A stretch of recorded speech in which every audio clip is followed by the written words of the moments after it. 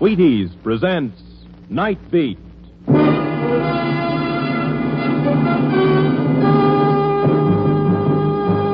On stage tonight from Hollywood, Night Beat, another in the Wheaties' big parade of exciting half-hour presentations. Night Beat.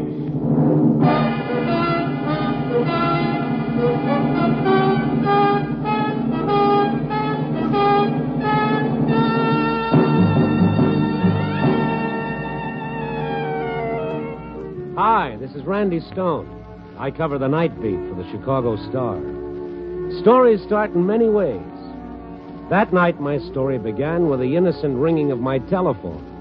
I didn't know that on the other end of the line was death. Night Beat, starring Frank Lovejoy as Randy Stone.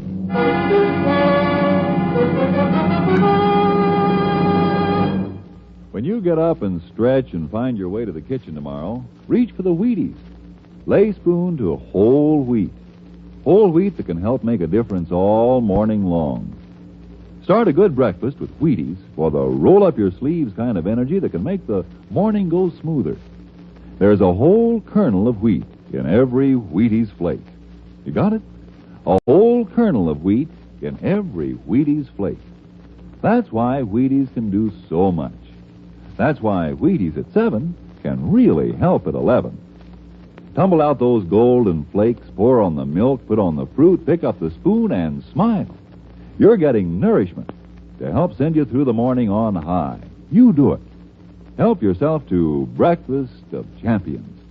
And see how Wheaties at 7 can help at 11.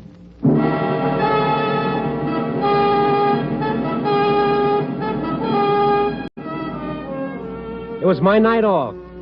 I locked the door, pulled down the window shades of my $6-a-week ivory tower, and took the cork from a bottle of, Mother Jones' soothing stomach syrup, and reached for, you should pardon the expression, a book. Oh, what the heck, a lot of people read books. School children, for instance. Tonight, some other poor sucker was walking the Night Beat, and as far as I was concerned, the whole world could take a walk. But as it turned out, the joke was on me. The world took a walk, all right into my snug little ivory tower. It began modestly enough with the ringing of my telephone. Yeah? Randy, this is Matt Cummel. Where have you been? Oh, look, Mr. Editor, I'm on my own time. I called every redhead in town. I called every bar and grill. I called the police station, the county hospital, the morgue. Where have you been? Well, you found me, Matt, at home. Oh, that's great. That's great. You'll never guess who's looking for you. Okay, I'll never guess. Mr. D. Stout's come to town. Edward de Stout, our distinguished publisher? That's right. Mm-hmm. And he wants to talk to you about that Night Beat stint of yours. What about it? Well, he's got some ideas. Maybe he wants to expand it into a column. He's only going to be in town until tonight, so he wants you to phone him right away. Andover 23820. You got it? Yeah, what are we calling him this season? Father of the Waters, Star of Stars, or just plain Bill? Randy, call him right away. It sounded important. Okay. So long. Good evening, Mr. de Stout. Your humble servant, Mr. de Stout. Now drop dead, Mr. de Stout. Jerry's All Night Garage. Garage, is this, Andover 23820? No, this is 30829. You must have dialed wrong. Yeah, okay, I'm sorry. 2, 3, 8, 2, 0. Busy. Well, I'd have to try again in a couple of seconds, so I didn't even bother putting the receiver back on the hook. And from that little thing, it all began. I started thinking, isn't it funny how by just missing one number on the dial, instead of getting a millionaire publisher with ulcers, I got Jerry's All-Night Garage? What would have happened if I dialed 7 instead of 9? Then who would have answered the phone? It was a strange thought.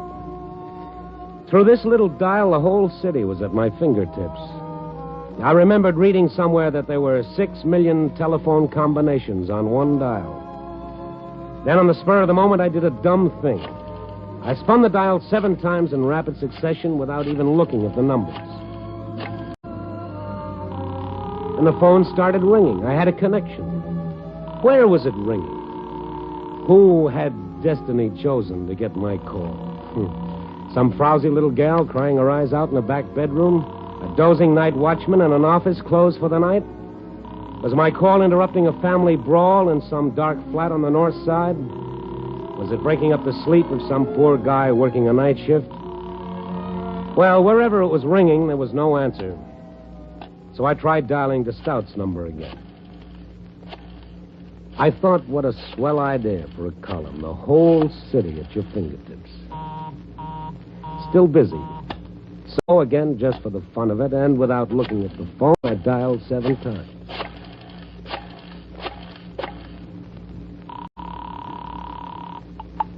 Fred, listen, darling, don't hang up again. Let me talk to you.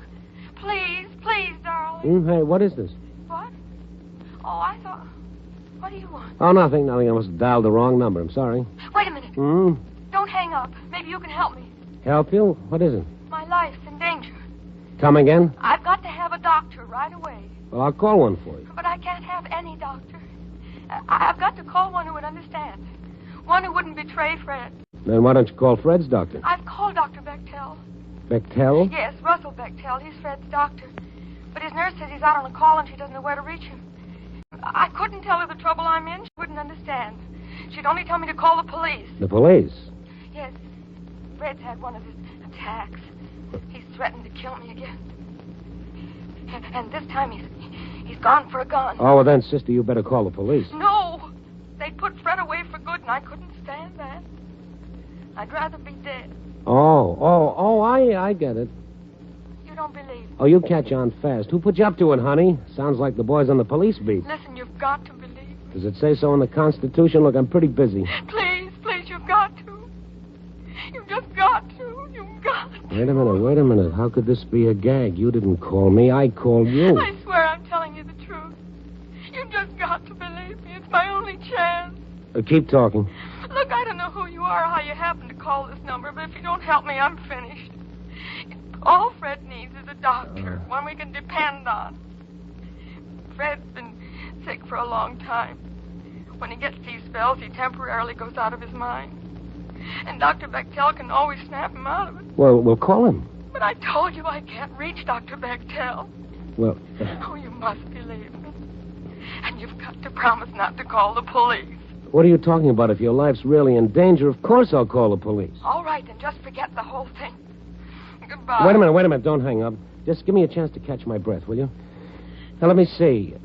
Yes? Well, okay, you sound like a good kid. Maybe I can get you to a doctor. My doctor, Lawrence Blair. Will he do as I say? Yeah, but I better be able to tell him a few things about this, or he'll just tell me to go to bed with an ice bag and a couple of aspirins.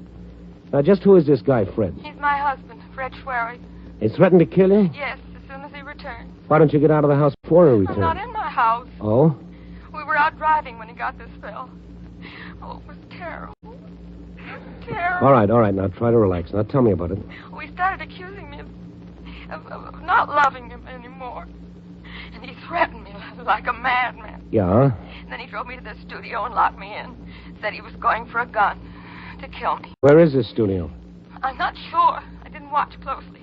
I was pleading with him all that time. Oh, fine. That makes it dandy. I never knew about the studio. He's a commercial artist. I guess he came here to work. See, we've only been married for 3 months. Well, aren't there any windows you can break through and get out? No, it's on the 8th floor. Well, what about the fire escape? It's at the end of the building. I've pounded on the door and tried to get help, but no one's come. We haven't lived in this city very long.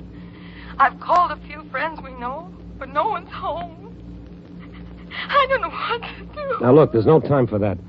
I'm going to get my doctor over to you. I got to know where you are. Now, you go and look out the window for any identifying landmarks that would help us find you. All right. But please don't hang No, up. I won't hang up. Now, go on. Step on it. While I waited for her to return, I opened my collar and I loosened my tie. What had I gotten into? Me? Nothing. But what about that poor kid? Why wasn't she back on that phone? Where was she? Come on, lady. Where was she? And then she was back. Hello? Yeah. Oh, I was so afraid you'd hung up. Well, now do you have any idea where you are? Well, there's a big warehouse directly across from this building. Yeah. And about a block east of here, I can see a radio tower. But I can't quite make up the name on it. A radio tower. What else? Well, there's just the usual apartment buildings along the street. But on the corner, there's a large supermarket. A supermarket? Anything else? Yes, there's a park a few blocks away. Looks like Lincoln Park. And the building you're in now, can you tell me anything about it? It's white brick, and there are 2 more floors above this one. All right, okay, we'll be able to find you. I'll call my doctor right away. He knows the city better than the guys who built it. He'll find you. And I'm going to stay right here at this phone. If anything goes wrong, I want you to call me right away. You understand? Yes, I will. My number is Butterfield 13003. Have you got that? Butterfield 13003. That's right. But remember now, I'm depending on you not to call the police. Yeah. Mm-hmm. Because if you do, I'll deny everything. Maybe that sounds crazy, but you don't know how much I love Fred. How wonderful he is to me when he's well. Yeah, well, kid, nothing sounds crazy to me anymore. I'm even ready for that thing about the storks. Now, don't forget to call me right back if you need me. I'll call my doctor right away. All right.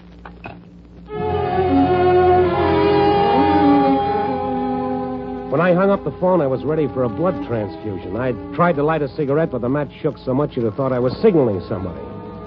But then as I reached for the phone book to call my doctor, I started thinking again. I said, oh, Randy, it's too pat to be true. I couldn't help imagining that someplace a room full of practical jokers were doubled up in laughter over the way the girl had taken me in. But how could that be when I called her? Well, just the same, I'd better check. She said her doctor was Russell Bechtel. Before I called my doc, I'd call this fellow Bechtel just to make sure. I found his number in the book.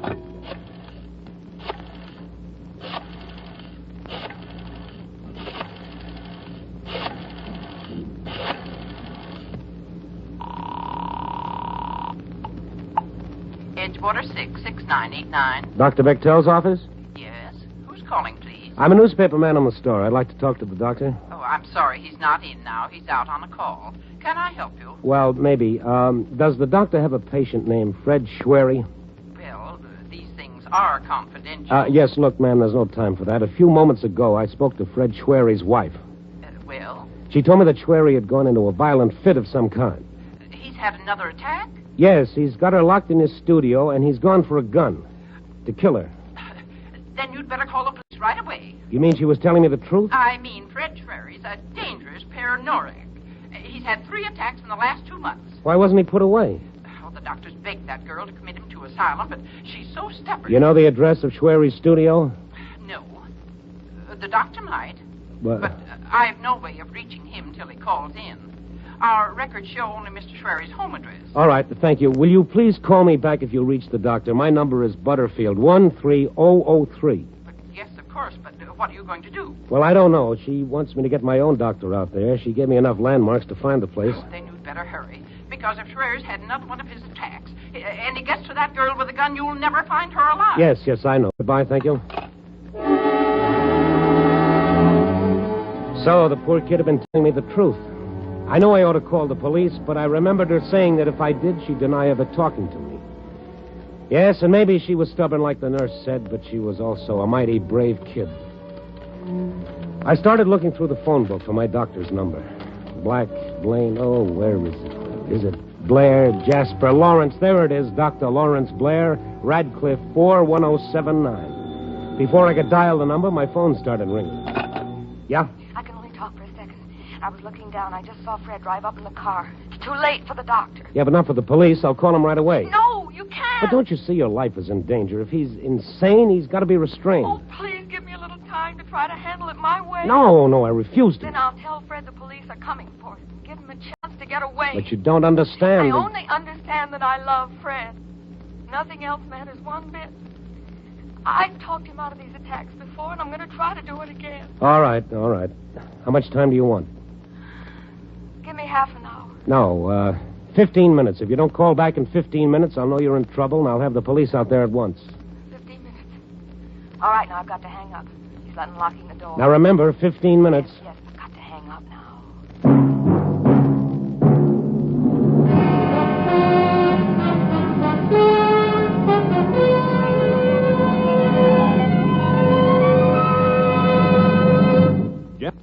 General Mills is bringing you Night Beat, starring Frank Lovejoy as Randy Stone.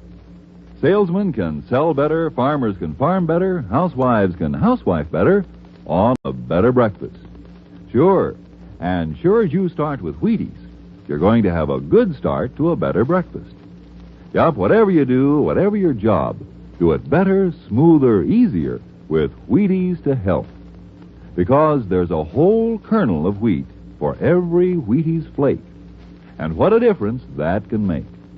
Whole wheat protein for vigor and stamina. Whole wheat vitamins and minerals for vitality. Naturally, it makes a difference. Naturally, you should feel a bright and pleasing difference in your morning with whole wheat Wheaties tucked inside. Have some and see. You'll enjoy yourself, too. They're good to get up to, these golden flakes. Crisp, you know, not sweet. Fill those breakfast bowls with Wheaties, pour on the milk, put on the fruit, and eat happy. Yes, eat happy and work happy. It's likely to be a brighter morning when you've had your Wheaties. Thousands of people think so, too. Get up and go, folks. People with things to do and places to go. They're getting breakfast of champions in the morning. Are you? Get yours. Starting tomorrow, see how Wheaties at 7 can help at 11. Wheaties, breakfast of champions. And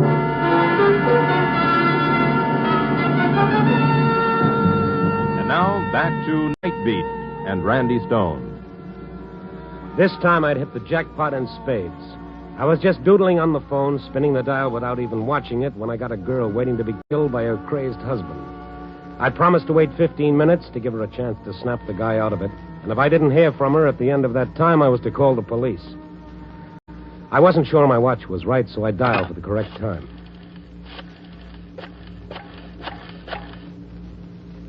At the tone, the time will be 6:05.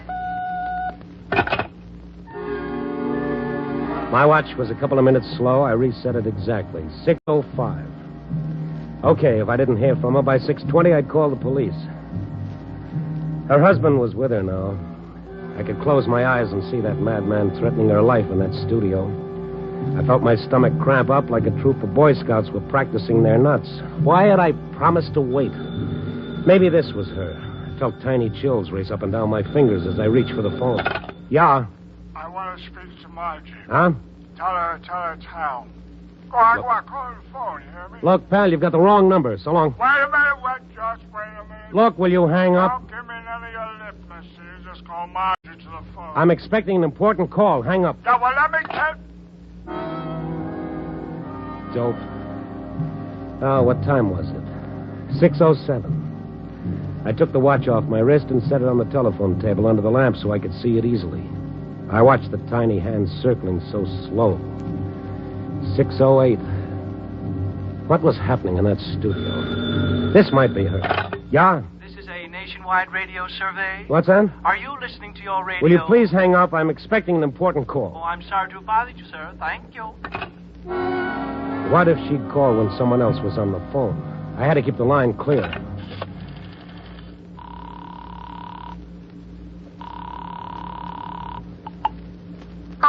Operator, I'm expecting a very important call during the next 10 minutes, and I don't want to receive any other calls. Can you help me? Is the call you're expecting long distance, sir? No, it's local. It would be impossible to block out your line for local calls, sir, because then the call you're waiting for would be unable to come through. Oh, yes, I hadn't thought of that. Thank you. Bye. 6:09. Had only 1 minute gone by. I could feel my nerves tightening up like someone was turning a screw. She should be calling soon. What was happening to her? Ishwari? I want to speak to Margie. Didn't I tell you you've got the wrong number? Get off the line and stay off. I got the right number, all right, smart guy. You just put Margie on the phone, you hear me? You tell her it's Hal.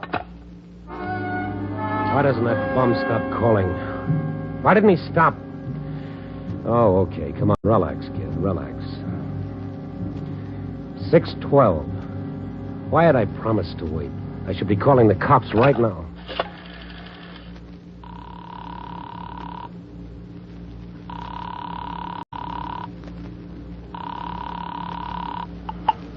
Operator? What do I dial for the police department? You dial 211, sir. Or I can connect you. No, not yet. I was just wondering about it. Thank you. I promised her I'd wait. Maybe she could control the guy, but why wasn't she calling? 6:13. Time was passing so slow. Oh, if that's that drunk again. Who is it? Stone, what are you trying to do to me? Get me fired? Oh, Matt, it's you. Yeah, your boss and editor. Who were you expecting? Truth or consequences? Look, Matt, hang up, will you? I'm waiting for a call. Waiting for a call? Yeah. What's wrong with you, Randy? Didn't I tell you to call Mr. DeStout? He's waiting for your call, you crazy loon, and you know how our honored publisher likes to be kept waiting. Yeah, I haven't time to explain, Matt. Don't explain anything. Get on that phone and call Andover 23820. Now, that's an order. He just called into our enemy. He asked me if he was expected to phone you. He's pouting up there, Randy, feeling abused. Then you know what happens when Mr. DeStout feels abused. Yes, all right. Hang up, Matt. You'll call him. Yes, right away. Hang up. Okay, and after you talk to him, call me back. Yeah. I looked at my watch, 6:17. There was just 3 minutes left to get her call. I couldn't phone to Stout now. What if she should phone when I was talking to someone else? What if she had only that one chance and all she got was a busy signal? No, I couldn't call now. Hello. Hello. Is this the Stone residence? Yes, what do you want? I'd like to speak to Mrs. Stone, if you don't mind. There isn't any Mrs. Stone. Look, I'm very busy. No, Mrs. Stone. Well, I'll just have to talk to you then, won't I? Yes, but some other time. I beg your pardon. I'm very busy now. Oh, this won't take but a tiny moment, and I have so many calls to make. Look, madam. I've been appointed by our local committee to call you about the coming election, to ask you to cooperate with us in our drive to register all voters regardless of party. Madam, I'm not old enough to vote. But if we all vote, then don't you see we can do something? Look, I'm going to have to hang up. But for heaven's sake... Some other time. Yeah. Buddy, you better not hang up on me again. Will you stop calling this number? 6:19, and she hasn't called. I'm going to wait for 1 more minute to pass, and then I'm going to call the police. Hello. Randy Stone? Yes? I asked Matt Cummel to have you call me, Mr. Stone, but apparently you were unable to. This is Edward DeStout speaking. Oh, the big boss. Oh, no. What's that? Yes, Mr. DeStout. I was going to call you as soon as I had the time. As soon as you had the time? Well, I must say that's not exactly flattering, Stone. I rather imagine... Mr. DeStout, I'm expecting a very important phone call. There are people who think that a call from me is also rather important. Can I call you in 5 minutes? And what am I supposed to do? Just sit here waiting for your call like a lackey? I believe Cummel told you I was leaving tonight. But, Mr. DeStout... So we'll talk now, if you don't mind. Look, instead of talking about this on the phone, how about me taking a cab over to your place as soon as my call comes through? We could talk it over much easier. Oh, I think we can handle the matter over the phone very nicely. But we can't handle it over the phone. Don't you see? A girl's life is at stake, and you prattle on like we had all day. A girl's life at stake, is it? Yes. I've heard about your talents for invention, Mr. Stone, but I don't think I enjoy the idea of you practicing them on me. Look, DeStout, I'm afraid I'm going to have to do something else you won't enjoy. I'm afraid I'm going to have to hang up. I wouldn't do that. What time is it now? 6:21. It couldn't be. I couldn't have talked to him that long. Oh, hurry. At the tone, the time will be 6:21 and 1/2. 6:21 and 1/2. Well, I've kept my part of the bargain.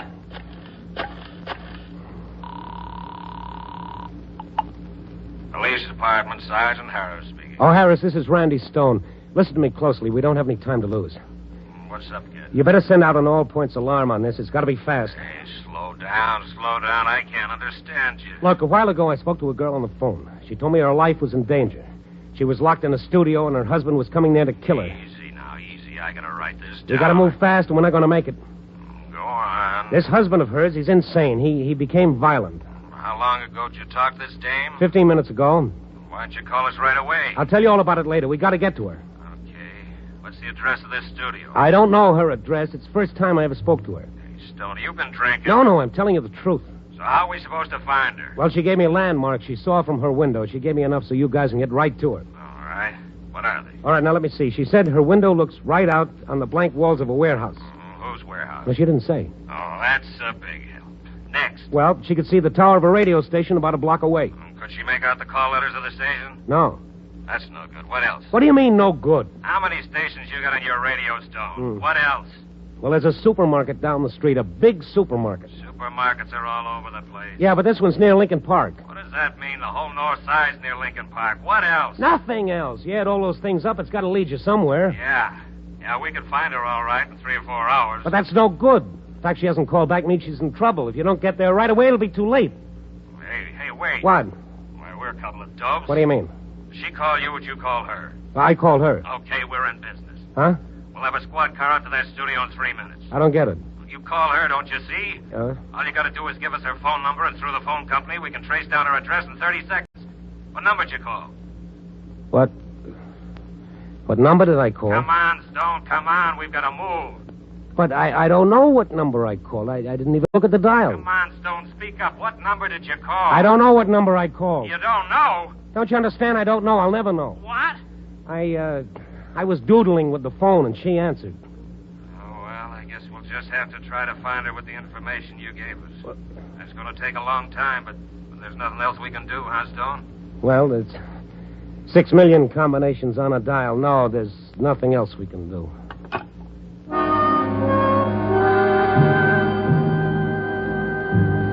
I hung up the phone and just sat there. I wanted to die quick and easy. What was I going to do now? How was I going to be able to go on living as though nothing had happened? I was just as much of a murderer as that crazy husband. How could I be so stupid? Why didn't I ask for a number? Why didn't I? Yeah? Mr. Stone? Yes? This is Dr. Bechtel's nurse, Mr. Stone. Yes. Oh, I'm so glad I got you. It's all right. What's all right? I was able to locate Dr. Bechtel just after you called.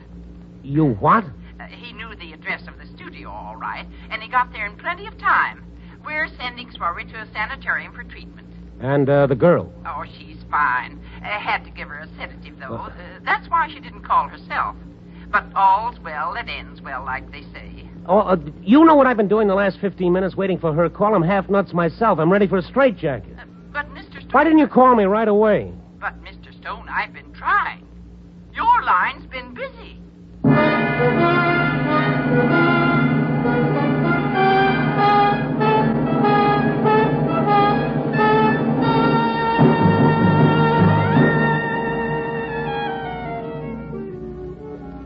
Yep, that's what's called learning a lesson the hard way.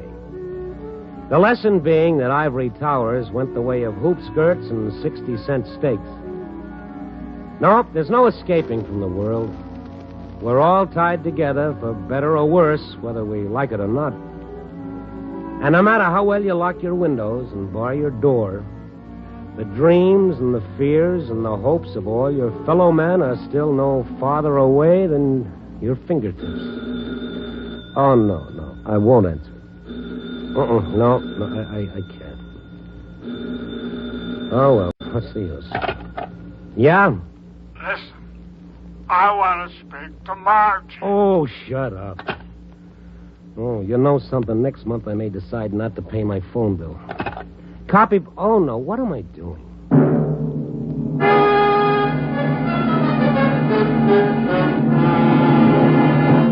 You're listening to Night Beat on the Wheaties Big Parade.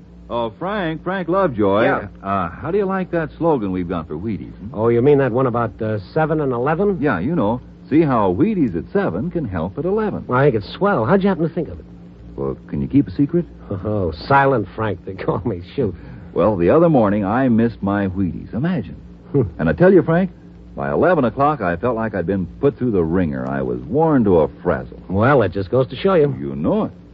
It certainly convinced me that if you eat Wheaties at 7, you get the energy you need to help you feel good right on to lunchtime. Oh, so you thought up see how Wheaties at 7 can help at 11, hmm? Well, no wonder they call you the Wheaties man. That's right, Frank. Good night. Night.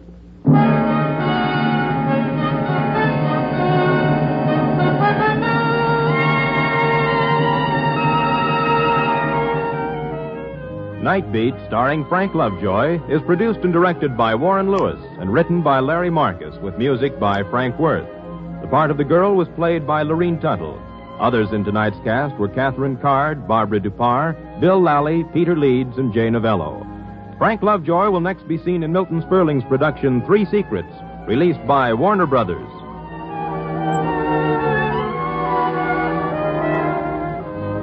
Listen next week and every week as Randy Stone searches through the city for the strange stories waiting for him in the darkness. And this is the Wheaties man, Frank Martin, inviting you to listen also Tuesday, that's tomorrow night, to the Penny Singleton Show on the Wheaties Big Parade. See you then.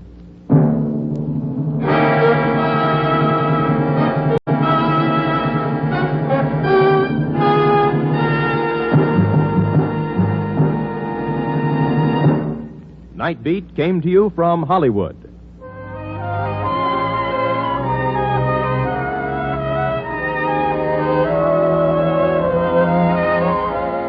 Now you can hear the first piano quartet on NBC.